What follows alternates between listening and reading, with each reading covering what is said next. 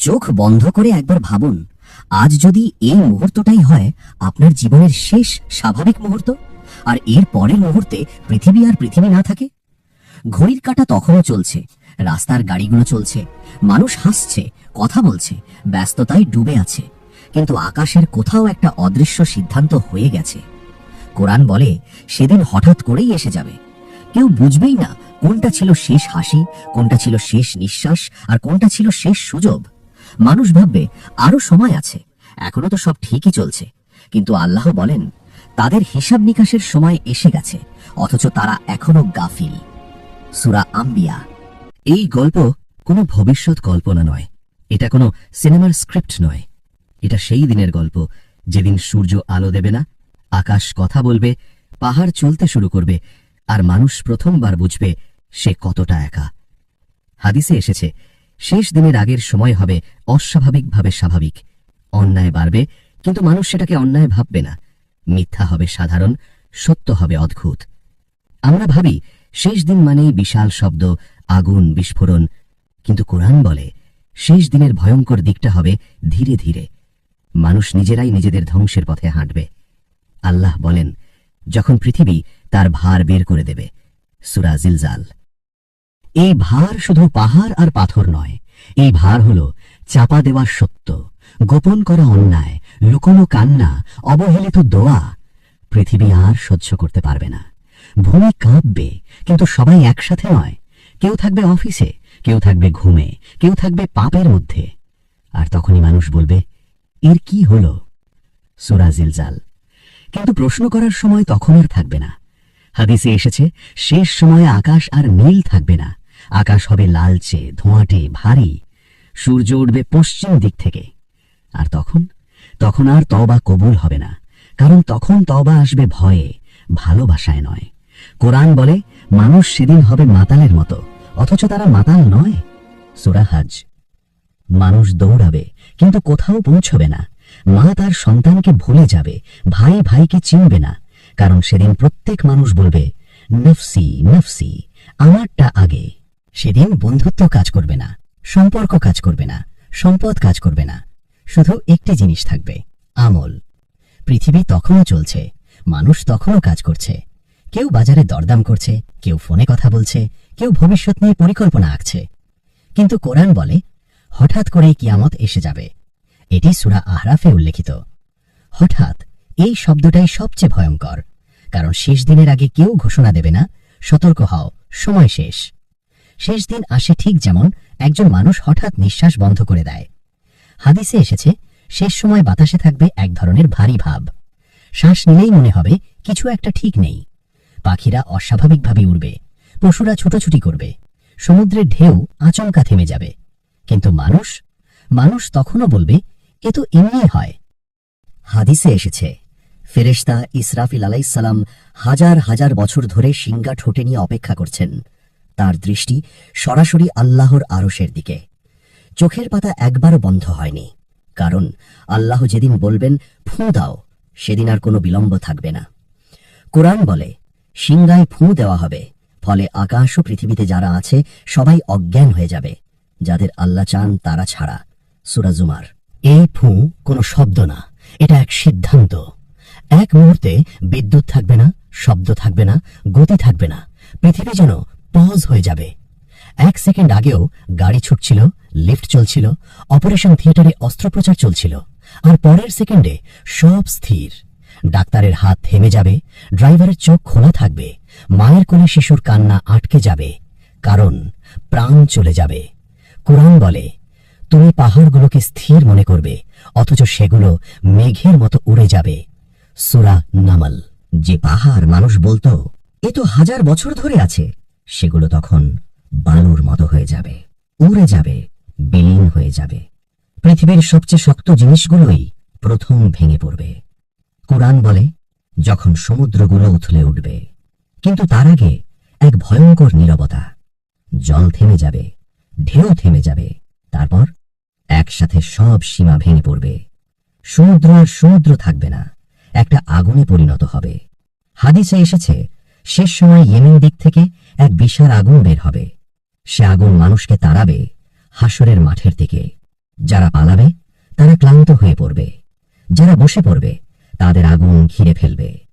কেউ একা মরবে না, সবাই একসাথে বুঝবে পালানোর জায়গা নেই। তখন মানুষ বুঝবে দুনিয়া আসলে খুব ছোট ছিল, অহংকারটা খুব বড় ছিল, সময়টা খুব কম ছিল। কিন্তু তখন আর বলার সুযোগ থাকবে না, হে আল্লাহ আর একটু সময়, কারণ প্রথম ফু মানেই শেষ। এই ধ্বংসের পর আসবে দীর্ঘ নীরবতা, পুরো সৃষ্টির মৃত্যু, ফেরেশতারাও নিস্তব্ধ, শুধু আল্লাহ থাকবেন। তারপর আসবে দ্বিতীয় ফু, যেদিন মানুষ আবার উঠবে, কিন্তু এবার আর মানুষ হিসেবে নয়, হিসাবের জন্য। এখন আর শব্দ নেই, সময় নেই, আকাশ পৃথিবী নেই, সবকিছু থেমে আছে।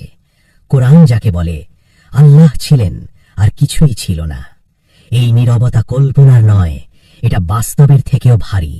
হঠাৎ করে একটি নির্দেশ, একটি সিদ্ধান্ত, আল্লাহ বলবেন ফু দাও, আর ইসরাফিল আলাইহিস সালাম দ্বিতীয়বার সিংগায় ফু দেবেন। কোরআন বলে তারপর আবার সিংগায় ফু দেওয়া হবে, তখনই তারা দাঁড়িয়ে তাকাতে থাকবে। সূরা জুমার। এই ফু ধ্বংসের নয়, এই ফু জাগরণের। যে মাটি মানুষকে ঢেকে রেখেছিল সেই মাটি আর ধরে রাখতে পারবে না। কেউ উঠবে 1 সেকেন্ডে, কেউ উঠবে 1000 বছর ঘুম ভাঙার মতো বিভ্রান্ত হয়ে। কোরআন বলে তারা বলবে, হায় আমাদের কে আমাদের ঘুম থেকে জাগিয়ে দিল। সূরা ইয়াসিন। তারা বুঝবে এটা ঘুম ছিল না, এটা ছিল অপেক্ষা। হাদিসে এসেছে মানুষ উঠবে নগ্ন অবস্থায়, খালি পায়ে, খতনা ছাড়া, কিন্তু কেউ কারো দিকে তাকাবে না, কারণ লজ্জার চেয়েও ভয় তখন বড়। রাসূল হযরত মুহাম্মদ সাল্লাল্লাহু আলাইহি ওয়াসাল্লাম বলেছেন, সেদিন মানুষ এমন ব্যস্ত থাকবে যে কারো নগ্নতা দেখার সুযোগও থাকবে না। সহিহ বুখারী। শিশু শিশু থাকবে না, বুড়ো বুড়ো থাকবে না, সবাই উঠবে একই বয়সে, শক্তিশালী দেহে, কিন্তু ভেতরে ভয় কাঁপবে। কোরআন বলে যখন সূর্যকে কাছে আনা হবে। সূরা তাকবীর। সূর্য থাকবে মাথার খুব কাছে। হাদিসে এসেছে মাত্র 1 মাইল দূরে। কারো ঘাম হবে গোড়ালি পর্যন্ত, কারো হাঁটু পর্যন্ত, কারো বুক পর্যন্ত, আর কারো ঘামে ডুবে যাবে সম্পূর্ণ। কিন্তু কেন? কারণ সবার আমল এক নয়। হাদিসে এসেছে 7 শ্রেণীর মানুষ থাকবে যারা আল্লাহর আরশের ছায়ায় থাকবে। তাদের জন্য সূর্য থাকবে কিন্তু আগুন হবে না। এই ছায়া কোনো গাছের নয়, এই ছায়া আল্লাহর রহমতের। কোরআন বলে সেদিন প্রত্যেক মানুষের আমলনামা তার সামনে এনে দেওয়া হবে। সূরা কাহাফ। হাত কাঁপবে, কারণ সব লেখা আছে। গোপন কান্না, চুপচাপ করা গুনাহ, লুকানো নিয়ত, অবহেলিত সালাত, কিছুই বাদ যায়নি। কেউ বলবে, হায় যদি আমি এটা না করতাম। কেউ বলবে, আমি তো ভালো মানুষ ছিলাম। কিন্তু কোরআন বলে আজ তোমার বিরুদ্ধে তোমার নিজের অঙ্গ প্রত্যঙ্গই সাক্ষ্য দেবে। সূরা ইয়াসিন। জিহ্বা চুপ থাকবে, হাত কথা বলবে, চোখ সাক্ষ্য দেবে, সবাইকে এক জায়গায় নিয়ে যাওয়া হবে, কোনো দিক নির্দেশ থাকবে না। মানুষ এমন ভাবে যাবে যেমন মথ আগুনের দিকে যায়। কোরআন বলে সেদিন মানুষ ছুটবে ছড়িয়ে পড়া পঙ্গপালের মতো। মা সন্তানকে চিনবে কিন্তু সাহায্য করবে না, ভাই ভাইকে দেখবে কিন্তু কাছে যাবে না। কোরআন বলে সেদিন মানুষ তার ভাই থেকে পালাবে, কারণ আজ নিজেরটাই বড়। এই মাঠে হিসাব শুরু হবে, প্রশ্ন হবে একটার পর একটা, একটারও উত্তর ফাঁকি দিয়ে পার হওয়া যাবে না। হাসরের মাঠে নীরবতা নেমে আসবে, কোনো চিৎকার নেই, কোনো তর্ক নেই, কোনো উকিল নেই। কোরআন বলে সেদিন আমরা ন্যায়ের পাল্লা স্থাপন করব, কারো প্রতি বিন্দুমাত্র জুলুম করা হবে না। এই পাল্লা মানুষের বানানো নয়, এটা এমন পাল্লা যেখানে পাহাড় সম পাপও ওজন পাবে, আর একটি ছোট নেক আমলও হারাবে না। 1 ফোঁটা চোখের পানি আল্লাহর ভয়ে পড়া পাল্লা ভারী করে দিতে পারে। সবাই তাকিয়ে থাকবে নিজের হাতের দিকে, কারণ কোরআন বলে যার ডান হাতে তার আমলনামা দেওয়া হবে সে আনন্দিত হবে, আর যার বাঁ হাতে দেওয়া হবে সে চাইবে হায় যদি আমলনামাই না দেওয়া হতো। সেই মুহূর্তে মানুষ বুঝবে সফলতা মানে কি আর ক্ষতি মানে কত ভয়ঙ্কর।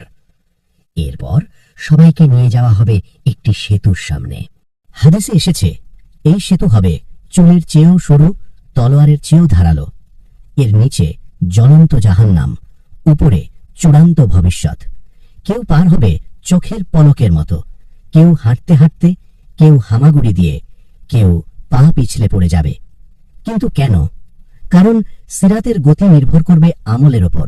হাদিসে এসেছে, জাহান্নাম মানুষকে ডাকবে যেমন চুম্বক লোহাকে টানে। অনেকেই বলবে, ইয়া আল্লাহ, আমি তো নামাজ পড়তাম। কিন্তু নামাজ ছিল শুধু শরীরের, হৃদয়ের নয়। যারা পার হবে তারা থামবে না, তারা পিছনে তাকাবে না, কারণ পিছনে তাকানোর মানে আবার পড়ে যাওয়া। শেষে তারা পৌঁছাবে জান্নাতের দরজায়। রাসূল হযরত মুহাম্মদ সাল্লাল্লাহু আলাইহি ওয়াসাল্লাম বলেছেন, জান্নাতে এমন জিনিস আছে যা কোনো চোখ দেখেনি, কোনো কান শুনেনি, কোনো মানুষের কল্পনায় আসেনি। এখানে কোনো ভয় নেই, কোনো দুঃখ নেই, কোনো মৃত্যু নেই। সবচেয়ে বড় নিয়ামত আল্লাহর সন্তুষ্টি। জাহান্নাম শুধু আগুন নয়, এটা অনুশোচনার আগুন। সেখানে মানুষ বলবে, হায়, যদি আমি আল্লাহর কথা শুনতাম। কিন্তু কোরআন বলে, আজ কোনো মুক্তি নেই। সব হিসাব শেষ হলে একটি ঘোষণা আসবে, আজ থেকে চিরকাল আর কোনো রাত দিন নেই, আর কোনো সুযোগ নেই, আর কোনো মৃত্যু নেই। এই গল্প কোনো ভয় দেখানোর জন্য নয়, এই গল্প আমাদের জাগানোর জন্যে। কারণ শেষ দিন দূরে নয়, শেষ দিন আমাদের দিকেই আসছে।